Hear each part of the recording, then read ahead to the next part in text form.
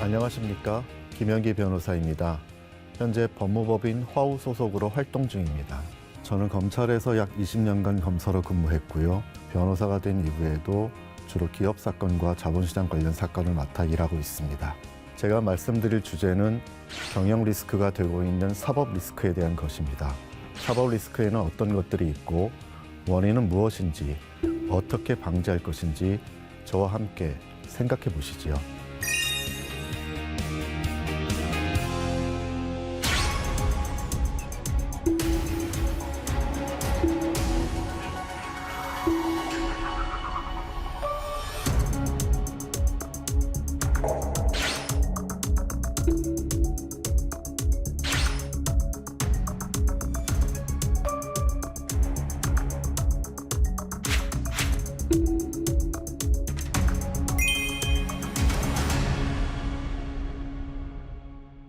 (1990년대) 미국의 건실한 에너지 기업으로 알려져 있던 앨론사를 기억하시나요?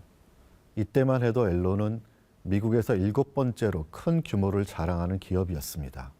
앨론은 1996년부터 2001년까지 미국의 경제지 포춘에서 가장 혁신적인 기업으로 선정되었죠. 미국에서 가장 똑똑하고 유능한 인재들이 가장 일하고 싶은 유망한 기업이었습니다. 그런데 2001년 10월 미국과 세계를 발칵 뒤집어 놓는 일이 벌어집니다. 앨론이 2001년 3분기 6억 1,800만 달러의 손실이 났음을 공시하며 2억 달러 규모의 자본 감소를 하겠다고 발표한 것이지요. 그 전까지 앨론사가 밝힌 공시자료에 의하면 앨론사의 매출액은 1986년 76억 달러 수준에서 2000년 1,010억 달러까지 상승했고 시가총액은 한화로 무려 660조 원에 달했는데요. 하지만 이 대부분은 분식회계, 즉 회계 조작의 산물이었던 것으로 밝혀졌습니다. 앨론의 CEO 제프리 스킬링은 끊임없는 인수합병으로 앨론을 성장시켰는데요. 인수합병에 필요한 자금은 주식이나 채권을 빈번하게 발행해서 마련했습니다. 투자자들은 인수기업이 앨론이라는 사실에 안심했고 사업의 성장 가능성도 높게 보았지요. 그런데 앨론이 인수한 기업이나 신규로 진출한 사업들은 마진이 높지 않았고 심지어 손실을 볼 때도 많았습니다. 그러자 앨론은 회계 조작을 통해 이익이 많다고 눈속임하고 시장의 기대 수준을 초과하는 업적을 냈다고 거짓 발표를 해서 기업의 주가를 끌어올렸지요. 끌어올린 주가로 또 자금을 만들어냈습니다.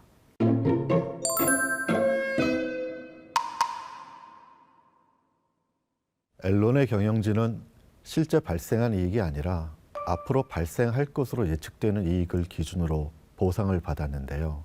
그래서 경영진들은 개인의 이익을 위해 새로운 사업을 만들어 계약을 체결하는 데에만 집중했습니다.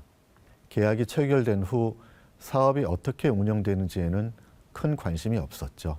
앨론의 충격적인 분식회계가 밝혀지자 90.75달러 수준이었던 앨론의 주가는 연일 추락하며 1달러 수준까지 떨어집니다. 결국 앨론은 뉴욕의 파산법원에 파산 신청을 냈고 역사에서 사라지고 말았죠. 앨론 사태의 여파는 한 기업의 파산으로 끝나지 않았습니다. 전 세계에 흩어져 있던 2만 명이 넘는 앨론의 직원들은 일자리를 잃었고요. 앨론의 투자자들과 앨론의 자금을 대출해준 은행들도 줄줄이 무너지기 시작했습니다. 당시 미국은 IT 버블로 경제가 휘청거린 후 겨우 회복하기 시작한 때였는데요. 앨론의 분식회계 사태로 미국 경제는 다시금 경랑에 빠지고 말았습니다. 앨론 사태는 많은 기업의 교훈을 남겼지만 그 이후로도 기업 안에서는 크고 작은 범죄 행위들이 계속해서 벌어지고 있습니다. 기업을 경영하는 과정에서 벌어지는 대표적인 불법 행위로 배임과 횡령이 있습니다. 배임이란 타인의 사무처리자인 회사의 대주주나 임직원이 임무에 위배해서 회사에 손해를 가하고 불법적인 이득을 취득하는 것을 말합니다. 앞서 소개한 분식회계도 넓게 보면 배임의 한 종류라고 할 수 있습니다. 감이 잘 안 오실 것 같아서 이야기를 하나 준비했습니다. 드라마 미생의 이야기입니다. 원 인터내셔널 회사의 영업 3팀 오 과장이 있습니다. 어느 날 오 과장은 회사 내 중동통 박 과장이 진행하는 요르단 중고 자동차 사업을 검토하게 됩니다. 그런데 기획안을 본 오 과장은 이상한 낌새를 발견합니다. 요르단 사업을 돕는 국내 협력업체의 이익이 지나치게 높게 설정되어 있었고 계약업체의 규모나 실적도 계약 즈음에 갑자기 커졌습니다. 그래서 오 과장은 협력업체에 조사를 나가는데요. 알아본 결과 요르단 현지 업체는 박 과장이 운영하는 페이퍼 컴퍼니이고 국내 협력업체 역시 박 과장의 친인척이 운영하는 회사였습니다. 요르단 현지 업체와 국내 협력업체를 이용해서 요르단 수출 사업에서 발생하는 원 인터내셔널의 이익을 빼돌리려고 했던 것이죠. 사익 편취, 특혜, 뒷돈, 부정거래, 내부자 거래. 현실에서는 듣기에 불편한 이런 일들이 배임 등의 이름으로 발생하고 있습니다.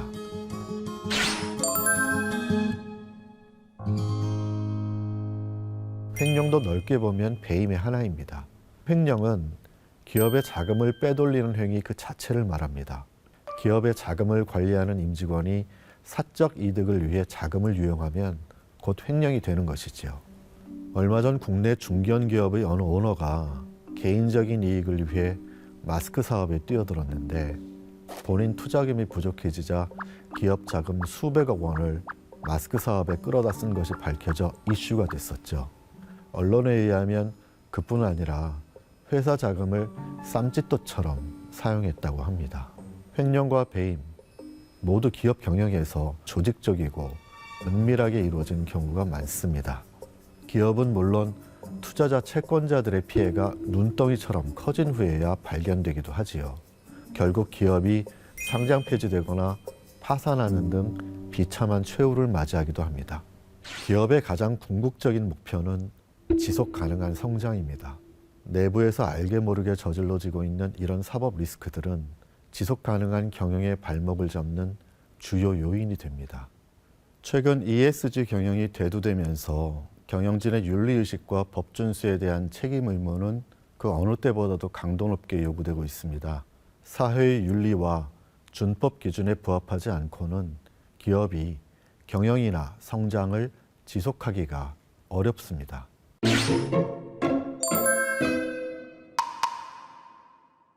거버넌스가 건강해야 기업 내 사법 리스크를 예방하고 지속 가능한 성장의 기초를 만들 수 있습니다. 1997년 한국의 외환 위기가 닥치면서 오너, 독재 체제인 기업의 의사결정 구조를 주주와 이사회 중심의 거버넌스로 바꿀 것을 요구했습니다. 오너의 개인 왕국처럼 의사결정이 이루어지는 경영 방식 때문에 준법 윤리 경영이 제대로 실천되지 않았으며 잘못된 결정이라도 오너의 결정이면 아무도 반대하지 못해 상황이 개선되지 않는다는 것이 IMF의 지적이었습니다. IMF 이후 현대에 이르기까지 많은 기업의 경영 구조가 개선되었지만 아직 부족합니다. 거버넌스란 해외에서는 의사결정 체계 정도로 통용이 되고 한국에서는 통상 지배구조라고 번역되는데요. 한국에서 거버넌스가 지배구조라고 번역된 이유는 한국 기업들의 특수한 경영 환경의 영향이 큽니다. 거버넌스는 복종, 지배와 같이 누가 누구를 소유하거나 누가 누구에게 강제, 명령하는 의미가 아닙니다. 이해관계자 사이의 협의나 합의를 의미합니다. 그래서 투명 경영이라고 부를 수도 있습니다. 2023년 1분기 기준 운용자산만 9조 1천억 달러, 세계적인 자산운용사 블랙락의 주주 활동을 자세히 들여다보면요.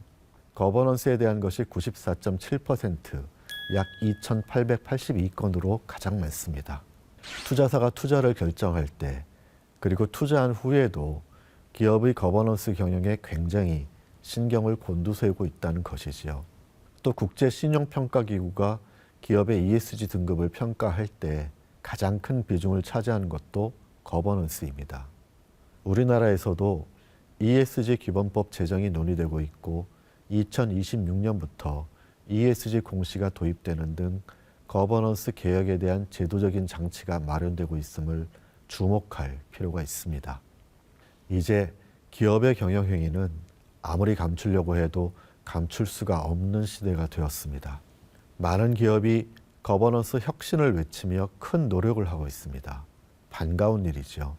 하지만 거버넌스 혁신은 발표나 구호로 하루아침에 이루어질 수 없습니다.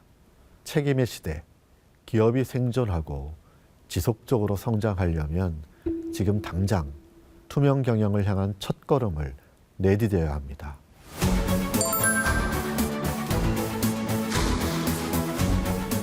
오늘의 한 줄 리뷰는 ESG에서 가장 중요한 것은 거버넌스, 즉 투명 경영이다로 하겠습니다.